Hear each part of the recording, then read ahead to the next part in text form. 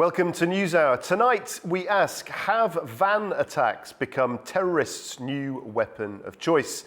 Well, over the past 2 years, a chilling pattern has emerged. June 2023, Nottingham, England. A man stabs 2 people, steals a van and mows down pedestrians. 3 dead, chaos in the streets. December 2024, Magdeburg, Germany. A driver rams into a bustling Christmas market. 6 lives lost, nearly 300 injured. Fast forward to New Year's Day 2025, Bourbon Street, New Orleans. A former US Army member, reportedly ISIS-inspired, plows a truck into a crowd. 14 dead, carnage everywhere. And just today, London's Strand outside the famous King's College, a van jumps the pavement, 1 dead, multiple injured. The driver, a 26-year-old, now under arrest for careless driving and drug-related offences. Police saying not terror-related, but it doesn't stop the fear and speculation on social media. So what's really going on? Is this a terrifying new terrorism trend or just a grim coincidence exaggerated by a media obsessed with clicks, likes and retweets? Well, let's cross to Stuart Smith in London, who is at the scene of today's tragic incident. Hi Guy, well this is where it happened. There was a loud bang, shocked screams and then a huge amount of confusion after a van careered through this security fence of the university, passed over a pedestrianised area, hit a flower bed and was briefly, according to one eyewitness, in the air before it clipped the edge of a bench, hitting 3 people before ending up in front of a nearby church. Those 3 people injured, 2 of them taken to hospital, 1 of them with potentially life-changing injuries and 1 of them, a woman 20 years old, killed by that van. The driver, 26 years old, being interviewed by police about what exactly happened in something that is in a very unusual area of London, entirely pedestrianised, and yet even here, this van causing so much damage and destruction. The university says it's in contact with the students and the emergency services about what happened, and the priest from the church where the van ended up careering into came out to help support students on the day and also liaise with emergency service workers who tried to save that life of the 20-year-old woman but were ultimately unsuccessful. Stuart Smith for A News, London. Stuart Smith there for us in London. Well, joining me now, also in the UK, is A News's Phil Churm. Phil has extensive experience researching and reporting on cultural cohesion and societal issues right across the UK. Phil, always a pleasure to speak to you. Thank you very much for joining us.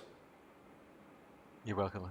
Good to be here. Let's dig into this then. So are van attacks becoming the go-to method for extremists, or are we just noticing them more?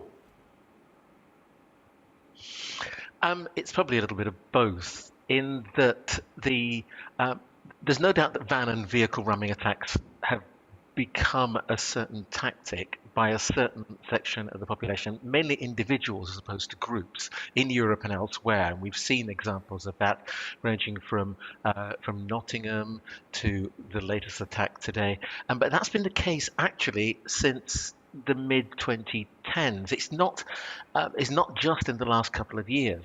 It's particularly gained prominence due to its accessibility. Of course, vehicles are quite easy to obtain.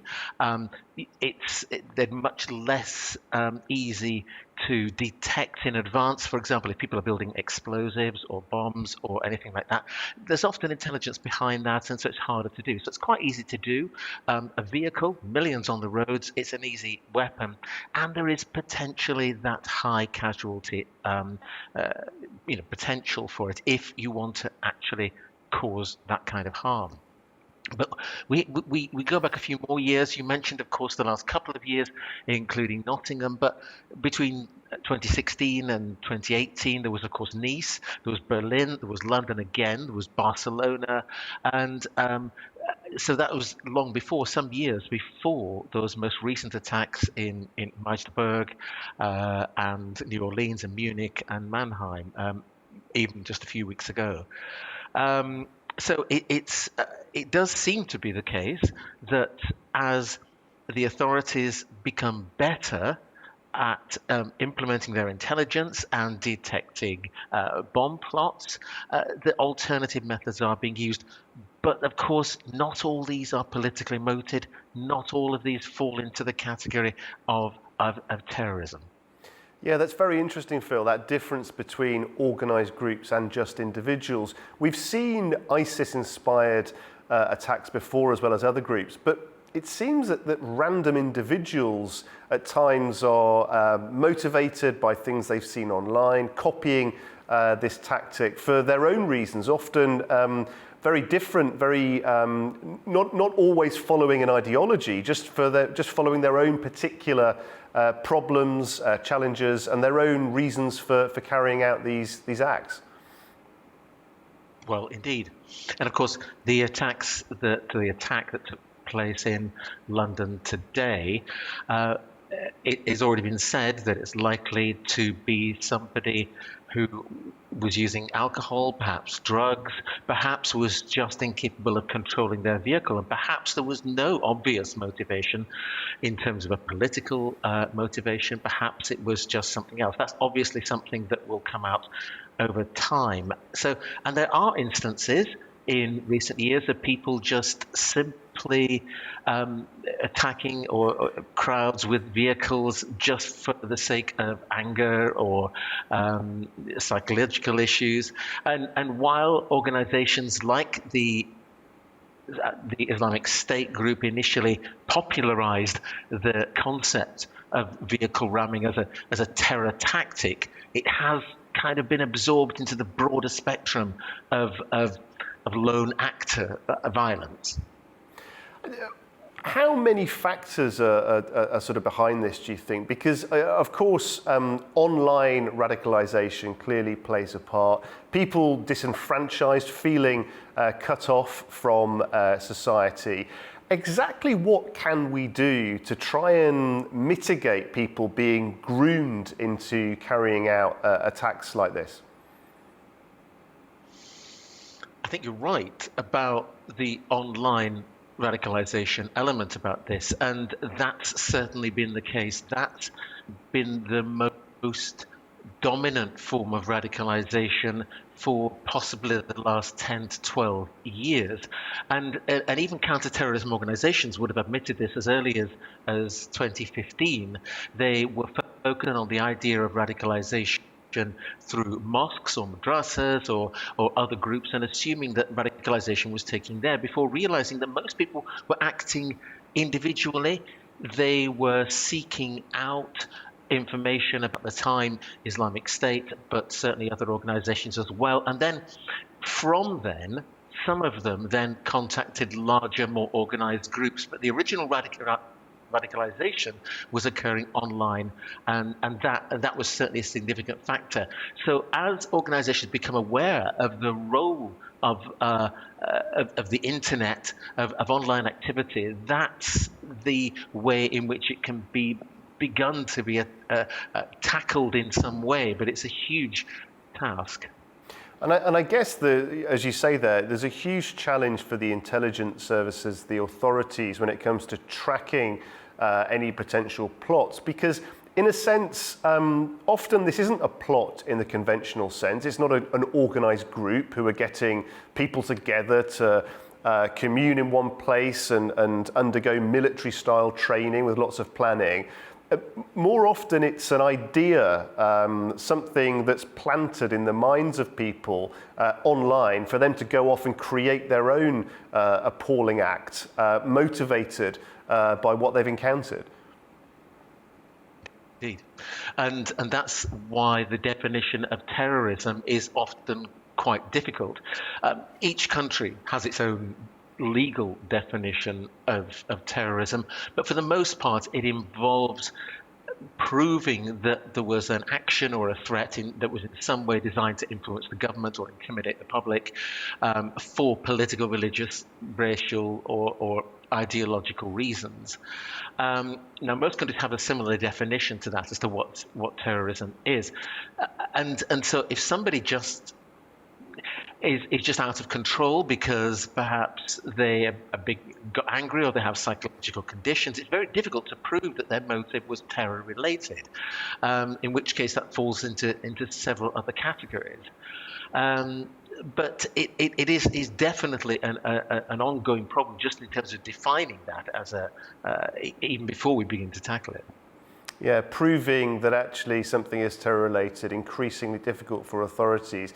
What can cities do, Phil, to try and stop this, to mitigate against these type of attacks? Are governments actually taking action, local government too, or are they just generally reacting after the damage is done? There has been a history of reacting rather than trying to prevent, and that's largely because this sort of attack was unheard of 20 years ago. So people have had to kind of be aware of that.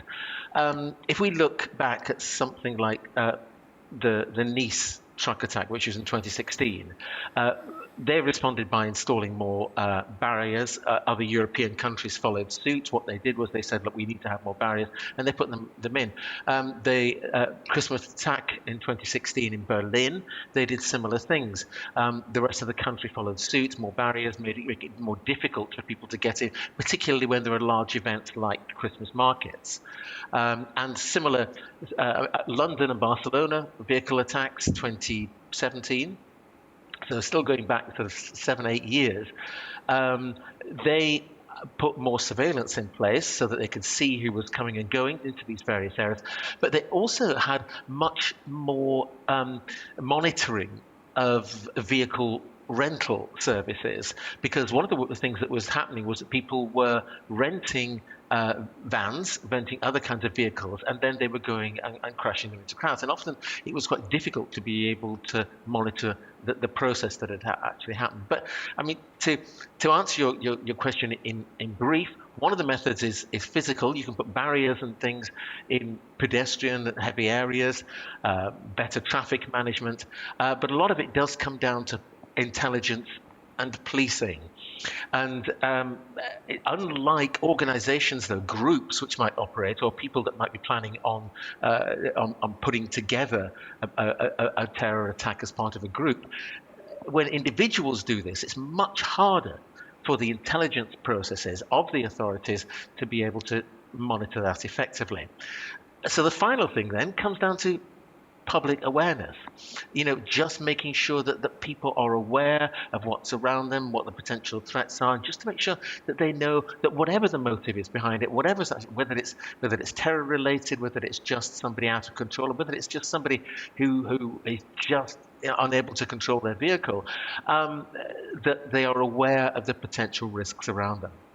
Phil, social media clearly, as you said earlier, playing a part in providing information, encouraging perhaps at times people to commit terrible, heinous acts. But social media also, and the wider media, I guess, has a responsibility to make sure that what's happening isn't exaggerated. One of the things that social media does in particular is amplify dramatic situations. Do you think there is a role here for media, for those of us in the media, to ensure that we're reporting things responsibly and not amplifying situations, trends out of all proportion? Yeah, and I think that there's very much a strong argument for that. And I think one of the biggest roles that news organizations play now, or perhaps that they should be playing, is to challenge misinformation and disinformation, and of which the growth in social media has seen an explosion in that. So the more information that there is around, whether it's on social media, the many social media platforms, the more there is around, the more the potential is for mischievous reporting, for inaccurate reporting, and in some cases just not based on the right level of information. So it is up to the mainstream media organizations, to be able to break down the information effectively. And some are doing that more responsibly than others. So some tabloid newspapers have been criticized for focusing on certain groups, for focusing on certain methods or ideologies, when in actual fact, that may be maybe completely inaccurate. As we mentioned, there was an assumption that these kind of attacks had been particularly big over the last 2 or 3 years. But of course, we can track some of them back 8, 9, 10, 11, 12 years, but many with very different motives. So there is a huge responsibility on media organizations to be able to ensure that they are reporting the information accurately and responsibly. Yeah, yes, indeed. Very interesting stuff. Important words there, Phil. Thank you very much indeed. As always, Phil, great to speak to you. Phil Churm there for us in the UK. Well, that is all we have time for on this edition of Newshour. Please do stay with us for A News, where we have plenty more news and analysis to come. And from all of us here in Baku, thank you for watching.